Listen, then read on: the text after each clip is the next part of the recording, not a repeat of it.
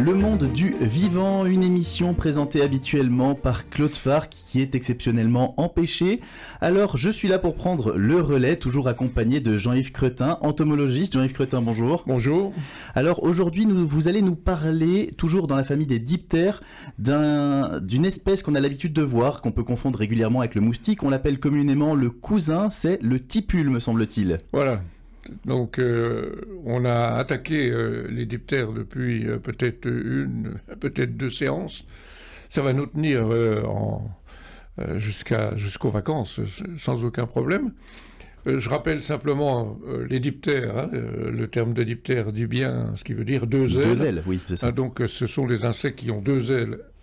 Les ailes antérieures fonctionnelles et les ailes postérieures sont réduites à des petits éléments qu'on aperçoit en général assez mal, enfin sous la loupe évidemment on les voit, qu'on appelle les haltères, et qui n'ont pas de rôle moteur, mais qui jouent un rôle dans l'équilibration du vol de l'insecte.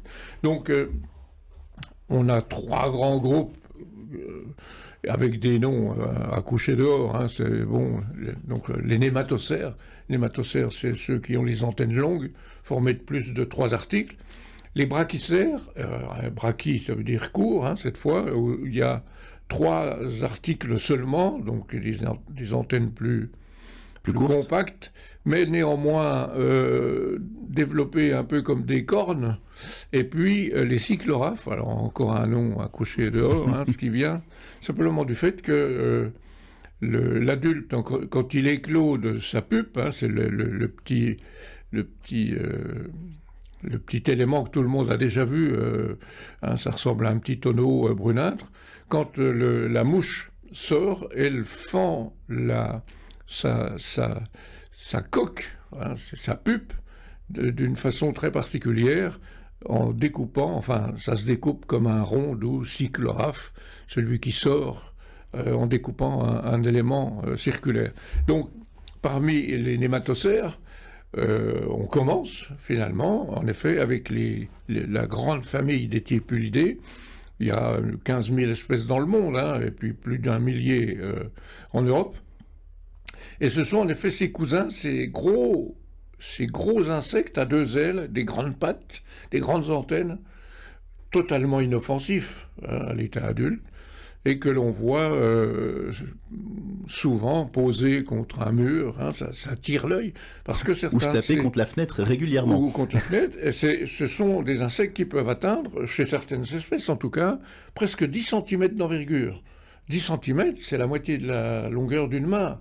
Ah, donc, une bestiole qui attire l'attention, totalement inoffensive, évidemment, à ne pas confondre avec les moustiques dont on parlera dans une prochaine séance. Alors, ces tipules ont des adultes bien caractérisés, hein, un assez gros thorax, un grand abdomen, des grandes ailes, et la larve, un asticot, hein, comme chez tous les diptères, la larve est assez dodue, souvent brunâtre, avec une tête assez bien marquée, et puis surtout quelque chose de curieux, mais qu'il faudrait... J'ai pas retrouvé, j'avais amené mon bouquin, je croyais que j'avais une des images. Les stigmates respiratoires, c'est-à-dire les parties qui permettent à l'air de pénétrer à l'intérieur du corps de l'insecte pour oxygéner l'animal, sont rejetés tout à fait à l'extrémité de l'abdomen. Ça fait comme 2 gros yeux, quand on regarde depuis derrière, 2 gros yeux. Puis souvent, il y a des festons. On a l'impression d'une tête de diable. Hein, mais j'essaierai de trouver l'image. Où vivent ces larves de tipules? Ben, dans le sol. Dans le sol ou dans le bois pourri. Et dans le bois pourri, d'ailleurs, ceux qui vivent dans le bois pourri ont souvent des allures assez spéciales. Il y en a un particulier qui ressemble un peu à une guêpe, hein, du noir et jaune, donc ça permet peut-être de lui éviter des mauvaises rencontres.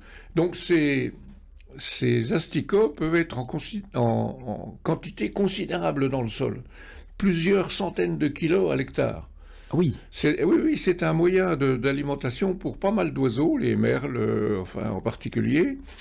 Et ces larves de tipules se nourrissent de déchets végétaux, hein, ils n'ont pas d'influence néfaste particulièrement en tout cas. Et quelquefois, quand il a plu un peu abondamment, le sol s'est rempli d'eau et ces larves remontent à la surface. Alors on les voit quelquefois grouiller. Ça peut être un peu impressionnant, surtout que certaines de ces larves atteignent 2-3 cm de long. Hein, et c'est dodu, ça bouge, ça gesticule. Donc ce grand groupe des tipules est une famille de décomposeurs, hein, parce qu'il faut toujours resituer les animaux ou les végétaux, mais enfin là on parle d'animaux, toujours les resituer dans un écosystème particulier. Donc ce sont des décomposeurs, soit de bois vermoulu, soit de matière organique du sol.